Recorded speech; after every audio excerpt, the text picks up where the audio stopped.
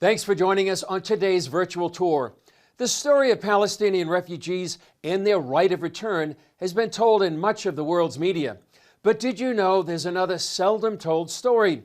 After the rebirth of the State of Israel in 1948, Arab countries in the Middle East expelled hundreds of thousands of Jews from their homes. Take a look. For thousands of years, Jewish communities thrived throughout the Middle East. But all that changed in 1948, when Muslim nations reacted violently to Israel's birth. Jews of Middle Eastern and North African descent, almost 900,000 of these Jews were exiled forcibly from their homes throughout the Middle East and North Africa when the State of Israel was founded. After the 1967 Six-Day War, another wave of persecution hit and forced most of the remaining Jews to leave 11 Middle Eastern and North African countries. Linda Munichen became one of those refugees. Nobody would want anything with the Jews, especially with the incitement going on the radio, in the mosques.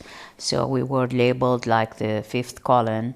Also, more constraints were put, like you couldn't take out from your own account from the bank more than 100 dinars a month.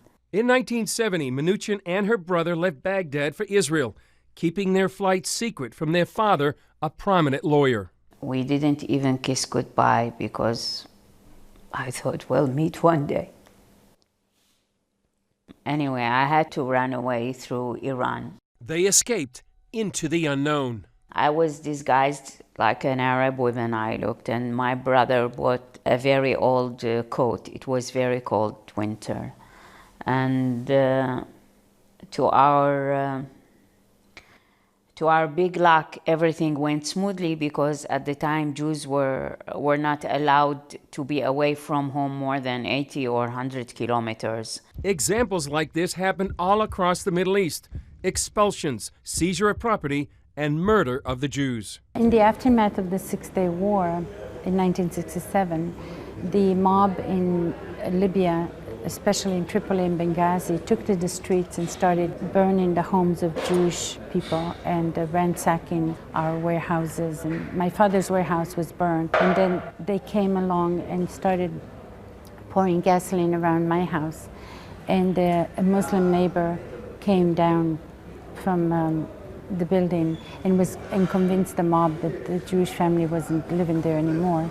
And of course, he saved our lives. American Gina Waldman started Jamina, Jews indigenous to the Middle East and North Africa. And I always felt that there was a sense of injustice, that even though we really made a good life for ourselves in whichever country hosted us, nonetheless, we were never recognized for the wrongs that were done to us. Two-thirds of the Jewish refugees resettled in Israel and the rest in other Western countries. Waldman and Munichen both say they were traumatized. Munichen says there's a message for the Western world today. 850,000 Jews were expelled or forced to leave or persecuted from Arab countries. And when we try to overlook these issues, they come again in a different way. For Israel, sharing the saga of Jewish refugees is part of gaining international recognition for their sufferings. And we say, well, there are two sets of refugees.